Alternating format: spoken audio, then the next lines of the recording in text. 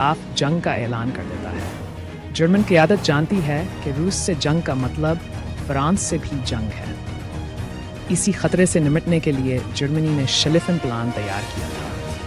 اس منصوبے کے مطابق جرمن فوج بیلجیم کے راستے تیزی سے فرانس میں داخل ہو کر پیرس کے قریب فرانسیسی فوجوں کو گھیر کر تباہ کرے گی، جلد فتح حاصل کرے گی اور پھر مشرق کی طرف جا کر روس سے نمٹے گی، کیونکہ روس کی فوج کو متحرک ہونے میں وقت لگتا ہے۔ جرمنی فرانس پر حملہ کر دیتا ہے۔ اب پورے یورپ میں تقریباً 60 لاکھ فوجی جنگ کے لیے مارچ کر رہے ہیں۔ اٹلی فی الحال غیر جانبدار رہتا ہے، کیونکہ ٹرپل الائنس کا معاہدہ اسے صرف دفاعی جنگ میں شامل ہونے کا پابند کرتا ہے۔